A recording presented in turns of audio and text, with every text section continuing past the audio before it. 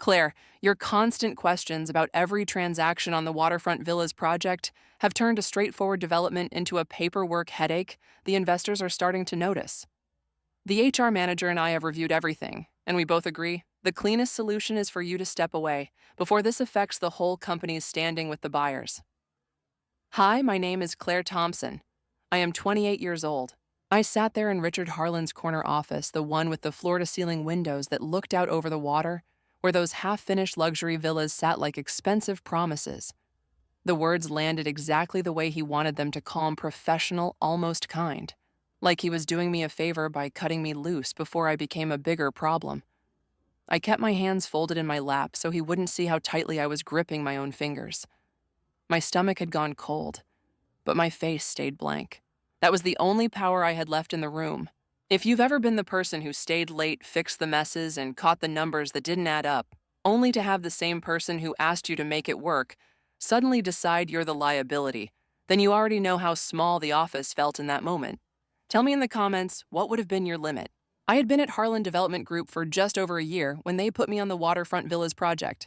It was supposed to be the company's big move into high-end coastal properties, 12 exclusive villas with private docks, infinity pools, and price tags that made my old apartment rent look like pocket change.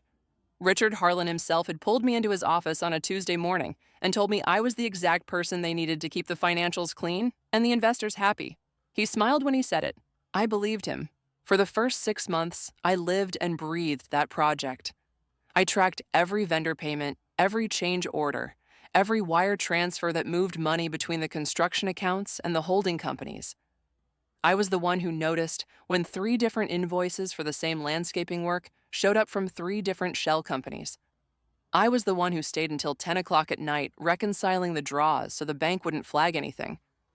Richard kept telling me I was invaluable. He even had Melissa Grant, the HR manager, send me a gift card after one particularly brutal week of closing the quarter. Then the requests started changing. It began with small things. Richard asked me to reclassify some of the marketing expenses for the model villa as pre-construction consulting. Then he wanted a larger transfer moved into a holding account he called Owner Flexibility Reserves. When I asked for the backup documentation, he laughed and said I worried too much. The buyers don't care about line items, Claire. They care about keys in their hands and their money working for them. I started keeping a second set of notes on my personal laptop. Nothing dramatic at first, just dates, amounts, and the names attached to the accounts that didn't match any vendor I recognized. One name kept appearing in the notes I wasn't supposed to see, my brother Ethan's. A transfer here, a signature authorization there. Ethan had done some consulting work for the company 6 months earlier, but he had never mentioned anything about ongoing payments. When I asked him about it over dinner one night, he got quiet and changed the subject. That was the first time I felt the ground shift under my feet. The tax returns were where everything started to smell wrong. I was the one preparing the quarterly estimates for the project entity. The numbers Richard wanted me to file didn't match the actual cash that had moved. Deductions for expenses that had no receipts. Income listed in categories that didn't exist. When I flagged it in an email to Richard, he called me into his office and closed the door. "You're overthinking this," he said, leaning back in his chair like we were talking about the weather. "Sometimes you have to move money around to keep a project this size alive. The investors understand that. Melissa understands that. The only person who seems confused is you." I went home that night and pulled every file I had saved. I made copies. I emailed encrypted versions to myself with timestamps. I didn't know what I was going to do with them yet, but I knew I wasn't going to be the only one holding the bag if something blew up. 2 weeks later, the sidelining started. I was taken off the weekly project calls. Jordan Hale, the guy who sat 2 desks over and had been my unofficial partner on the numbers, suddenly stopped looping me into emails. When I asked him about it in the break room, he wouldn't meet my eyes. Richard said the client wants fewer cooks in the kitchen right now. He muttered and walked away. Then, Melissa Grant scheduled the first of her culture fit conversations. She sat across from me with a folder and a sympathetic smile that didn't reach her eyes. She talked about communication challenges and perceived resistance to leadership direction. She never once mentioned the actual numbers I had questioned. When I asked if this had anything to do with the discrepancies I had flagged, she closed the folder and said, "We're here to talk about your growth. Claire, not to relitigate old projects." I left that meeting knowing exactly what was happening. They weren't going to fire me for asking questions. They were going to fire me for being difficult. The morning Richard called me into his office, I already knew what the conversation was going to be. I had spent the weekend organizing every document, every email, every time-stamped note. I didn't bring any of it with me. I just sat there while he delivered the 2 lines that ended my time at the company. After he finished speaking, Melissa Grant slid a severance packet across the desk like she was handing me a menu. "We've made this as generous as policy allows," she said. Her voice was soft, almost gentle. "Out of respect for the work you've done, I signed where they told me to sign. I didn't argue. I didn't cry." I walked back to my desk, packed the few personal things I had into a box, and left the building before anyone could offer fake condolences. Jordan Hale was waiting by the elevators. He looked uncomfortable. "Hey," he said quietly. "For what it's worth, I didn't know they were going to do it like this." I looked at him for a second. The same guy who used to grab coffee with me and complain about Richard's last-minute changes. The same guy who had asked me 3 weeks earlier if I thought something felt off with the holding account transfers. "You knew enough," I said. The elevator doors opened. I stepped inside and didn't look back. That night, I sat on the floor of my apartment with my laptop open and every file I had copied spread across the screen. My hands were shaking, but not from fear. From the cold, clear realization that the trap I had accidentally built while just trying to do my job was now the only thing standing between me and complete erasure. My phone lit up with a text from my brother Ethan. "We need to talk. Now." I stared at the message for a long time before I set the phone face down on the coffee table. I didn't answer Ethan's text that night. I let the screen go dark while I sat on the floor and kept sorting the files I had copied. Every transfer that carried his name felt like a fresh cut. The next morning, I sent one line back my apartment. 6 o'clock. "If you're going to lie, at least make it good." He showed up at 6:05 with a six-pack he didn't open and a face that already looked tired of explaining himself. My brother had always been the easy one in the family, the one who could charm his way out of trouble and still get invited back for holidays. I had spent most of my life cleaning up after his quick opportunities. I just never thought one of those opportunities would involve my boss using his name to move money that didn't belong to either of them. Richard told me it was a short-term bridge loan, Ethan said before I even closed the door behind him. He said the Villas project was cash-heavy on paper, but tight on actual draws. He needed a name that wouldn't raise flags with the bank. I wasn't supposed to be on the hook for anything. I set my laptop on the coffee table so he could see the highlighted lines. "Then why is there a signature page with your LLC listed as the recipient on 3 separate wires totaling almost $200,000? And why do those same wires show up as consulting fees on the tax work papers Richard told me to file?" Ethan stared at the screen like it might disappear if he blinked hard enough. He said it was temporary. He promised he'd move it back before quarter end so the returns would match. "Of course he did," I said. The sarcasm came out sharper than I intended. "And of course you believed the man who just fired me for asking the exact same questions you're pretending you didn't know about." He sat down on the edge of my couch without being asked. For the first time since we were kids, he looked small. I needed the money, Claire. The consulting work dried up. Richard said this was just moving numbers around so the project could close on time. Nobody was supposed to get hurt, except the people who actually did the work, and the people who are going to get audited when those returns don't match the bank records I said. You let him put your name on it. That makes you part of the paper trail now. Ethan rubbed his face with both hands. "What are you going to do?" I didn't answer right away. I was still deciding how much of the truth I was willing to hand him. The files on my laptop were the only leverage I had left. If I showed him everything, I risked him running straight back to Richard to make a deal for himself. If I told him nothing, I stayed alone with it. Before I could decide, my phone buzzed with an email from Melissa Grant. The subject line was just company property. The body was 3 short paragraphs reminding me that any work product created during my employment belonged to Harlan Development Group, and that I was expected to return all files, drives, and documents within 48 hours. She had CC'd Richard and someone from legal I had never met. I read it out loud to Ethan. He went pale.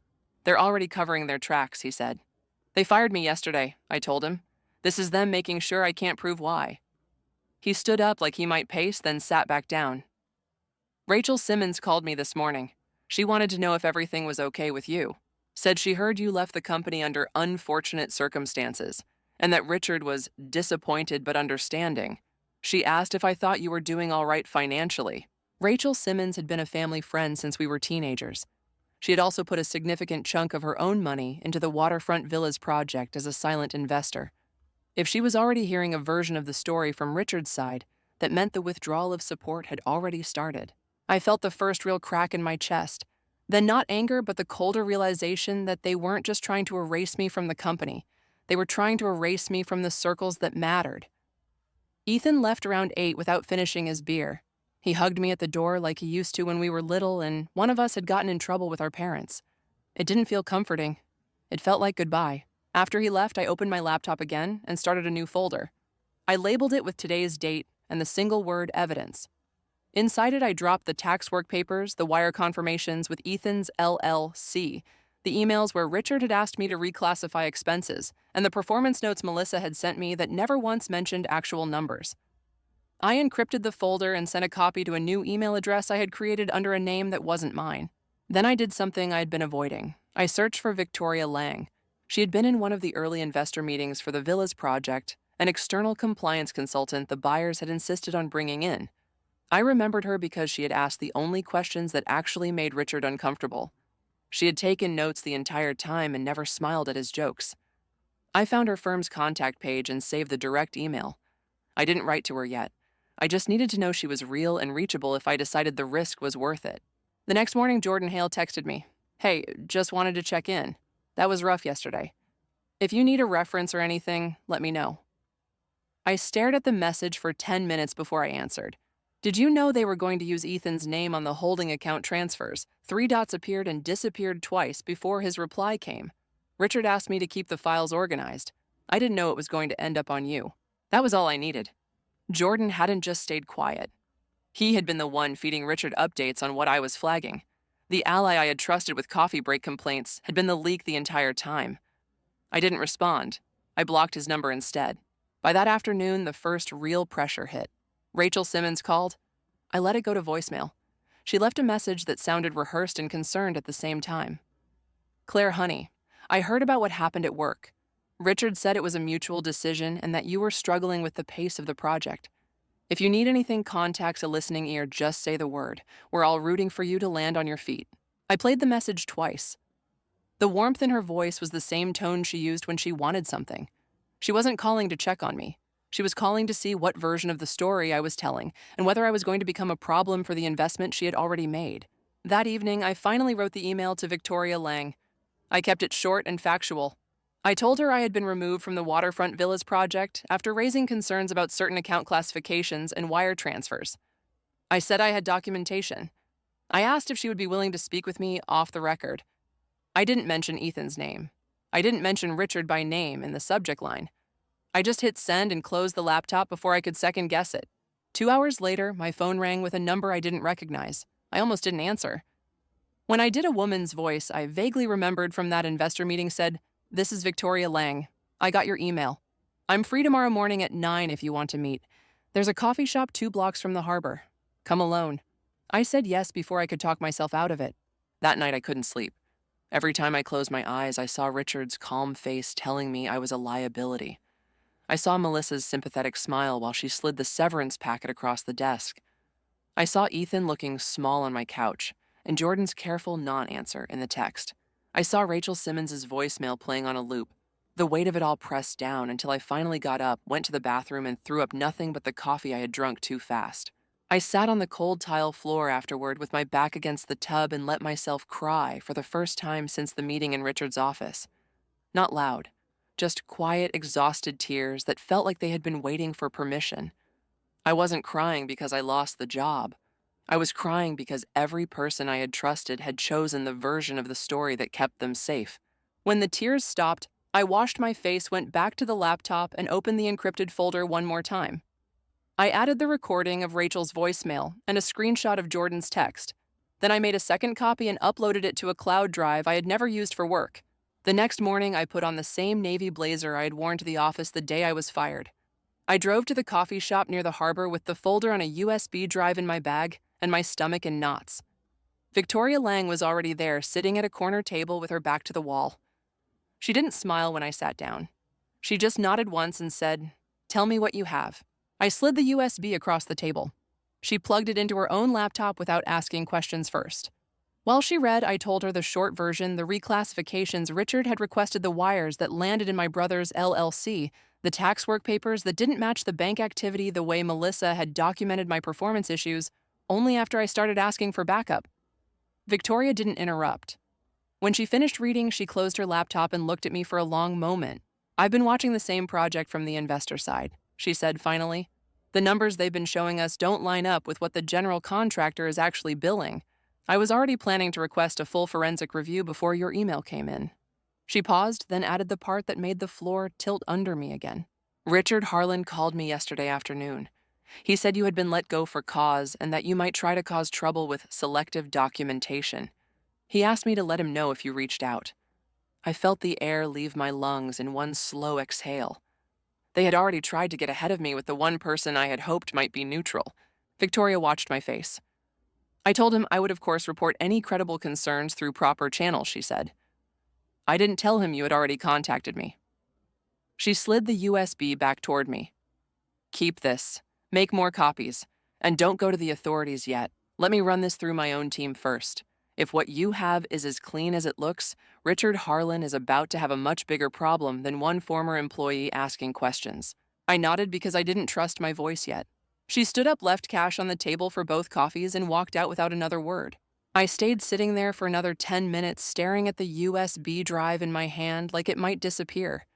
The betrayal from Richard and Melissa had hurt. The quiet withdrawal from Rachel Simmons had stung. Ethan's involvement had cracked. Something I didn't know could still break. But Jordan Hale feeding information, and Richard already trying to discredit me to Victoria Lang, that was the moment the last thread of maybe this is just a misunderstanding snapped. My phone buzzed with a new text. This time it was from Melissa Grant. "Claire, we still need those company files returned by end of day tomorrow. Legal has asked me to follow up personally. Please confirm receipt." I didn't answer. I put the phone face down on the table next to the empty coffee cups and let the silence settle. For the first time since Richard had told me I was a liability, I wasn't shaking from shock. I was shaking from the decision I had just made without saying it out loud. I was done being the person who stayed quiet to keep the peace. Victoria Lang moved faster than I expected. By the next afternoon, she had already looped in the external forensic reviewer the investors had originally required for the waterfront villas project, an independent woman named Elena Vargas, who specialized in real estate fund compliance. Elena didn't ask for my permission. She simply requested access to the project files through the proper channels and copied me on the request. Richard Harlan replied to the group email within an hour, ceasing Melissa Grant and someone named David Klein from legal demanding to know why outside parties were being brought in without board approval. I read the exchange from my kitchen table with the same numb detachment I had felt since the coffee shop. They were still trying to control the narrative. It almost felt predictable now. That evening, David Klein called me directly. His voice was polished and careful, the kind of tone lawyers use when they want you to feel reasonable while they threaten you.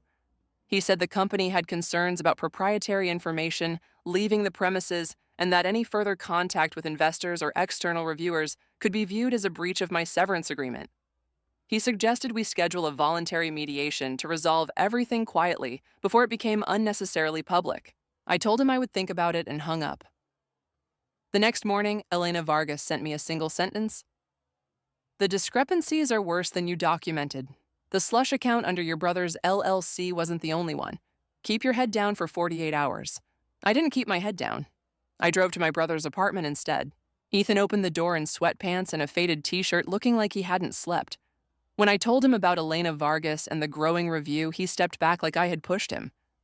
"You went to the investors, Claire, that's going to blow everything up." "It already blew up," I said. "The only question left is who takes the hit. You let Richard put your name on $200,000 of money that wasn't yours to move. You knew it didn't match the books. And when I got fired for asking questions, you called Rachel Simmons instead of calling me first." He rubbed the back of his neck, the same nervous gesture he had used since we were kids. "Rachel's been good to this family. She didn't deserve to lose money because Richard got sloppy." "Neither did I said. "But here we are." I left without asking him to choose a side. I already knew he wouldn't choose mine. 48 hours later, the mediation David Klein had proposed happened in a conference room at a downtown hotel, neutral ground chosen, so no one could claim advantage. Richard Harlan sat at one end of the long table with Melissa Grant on his right and David Klein on his left. Victoria Lang sat across from them with Elena Vargas beside her. Marcus Reed, one of the largest individual investors in the Villas project, had flown in that morning and taken the seat at the head of the table without being asked. I sat at the far end alone with the same navy blazer I had worn the day I was fired. Richard started first, the same calm, reasonable voice he had used in his office when he called me a liability. We're all professionals here. Claire raised some concerns during a high-pressure period. We addressed them internally. The severance was generous. Bringing in outside reviewers now only creates unnecessary risk for everyone involved, including the buyers, who are expecting keys in 6 months. Marcus Reed didn't even look at him. He was reading the summary Elena Vargas had prepared. When he finally spoke, his voice was flat. $240,000 moved through an LLC belonging to Claire's brother that never appeared in the construction draws. 3 separate tax filings that list expenses with no supporting invoices. And a pattern of reclassifications that only started after Claire began asking for backup. That's not high pressure. That's fraud. Richard's face didn't change, but the muscle in his jaw tightened. Melissa Grant shifted in her chair. David Klein opened his mouth to speak, but Marcus Reed cut him off. I've already spoken with the other major investors. We're pausing all further funding until an independent audit is complete. If the forensic team finds what Elena thinks they will, we'll be referring this to the appropriate authorities. Richard, you can explain the Slush accounts to them yourself. The room went quiet except for the low hum of the air conditioning. Richard turned his head slowly until he was looking directly at me for the first time since I had walked in. You really did this, he said. The professional mask slipped just enough for the bitterness to show. After everything I gave you on that project, you decided one set of questions was worth burning the whole thing down. I met his eyes without flinching. You gave me the work. You asked me to make the numbers work. When I did exactly what you trained me to do, find the places that didn't add up, you decided I was the problem instead of the numbers. So, yes, I decided the truth was worth more than your version of peace. Melissa Grant spoke, then her voice softer but no less sharp. You could have come to me privately, Claire. We could have handled this internally without dragging investors and forensic teams into it. I almost laughed. I did come to you. You documented my communication style and my resistance to leadership in performance notes that never once mentioned the actual discrepancies. You helped him fire me for asking questions you already knew were valid. She looked away first. Marcus Reed stood up. We're done here. Elena will coordinate the audit. Richard, you and your HR lead are suspended pending the results. Legal will be in touch about your continued access to company systems. He looked at me last. Ms. Thompson, if you're willing, we may need your help explaining the documentation trail. Victoria speaks highly of your work. I nodded once. I didn't trust my voice yet. Richard and Melissa left, first David Klein trailing behind them like a man who already knew his client was finished. Victoria and Elena stayed to pack up their files. Marcus Reed shook my hand on his way out and said only, You did the hard thing. Most people don't. When the room was empty except for Victoria and me, I finally let myself feel it. My hands started shaking so hard I had to grip the edge of the table. The tears came fast and silent, the kind that don't make noise because you've been holding them back for too long. I wasn't crying for the job. I was crying for the version of myself who had believed that doing the work well and keeping my head down would be enough to protect me. That girl had died somewhere between Richard's office and this hotel conference room, and I was mourning her. Victoria didn't try to comfort me. She simply waited until I wiped my face with the sleeve of my blazer and looked up. You're not the first person Richard Harlan has tried to bury, she said quietly. You're just the first one who kept copies. I managed a small bitter laugh. That's the only reason I'm still standing. She slid a business card across the table. When you're ready, call me. There's a role on our compliance side if you want it. No one there will punish you for asking the right questions. I took the card. I didn't say yes or no. I just put it in my pocket and stood up. Outside the hotel, the afternoon sun was bright on the water. I walked to my car without looking back. My phone had 3 missed calls from Ethan and 1 from Rachel Simmons. I deleted the voicemails without listening and blocked both numbers. The last family connection I had been willing to protect was gone. Detaching from it didn't feel like loss anymore. It felt like the first full breath I had taken in months. In the weeks that followed, the audit confirmed everything Elena had suspected, and more. Richard Harlan resigned before the board could vote to terminate him. Melissa Grant was placed on administrative leave and quietly left the company 2 months later. The Waterfront Villas project was restructured under new leadership. Marcus Reed and the other investors recovered most of their capital. Ethan had to hire his own lawyer to navigate the questions about the LLC he had let Richard use. He tried to call me once from a new number. I let it ring until it stopped. I didn't take the job Victoria offered right away.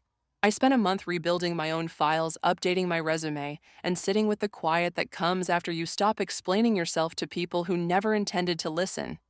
When I finally accepted a senior compliance role at a smaller firm that specialized in real estate funds, I negotiated the contract myself. No one asked me to reclassify anything that didn't have a paper trail. No one called me difficult for wanting the numbers to match reality. The deep, silent confidence didn't arrive all at once. It came in small moments the first time I declined a meeting that would have required me to stay silent the morning I realized I hadn't checked my old work email in weeks. The evening I looked at my calendar and saw only obligations I had chosen for myself. Detachment had created space. Owning my story, every documented line of it, had given me back the right to decide who got access to me. I still have the navy blazer. It hangs in the back of my closet now, the one I wore the day Richard Harlan told me I was a liability, and the day I proved he was wrong. I don't wear it often. I don't need the reminder anymore. Thank you for listening to my story. If you've ever had to choose between protecting the last person who claimed to be on your side and protecting the truth you could no longer ignore, tell me in the comments what your limit would have been.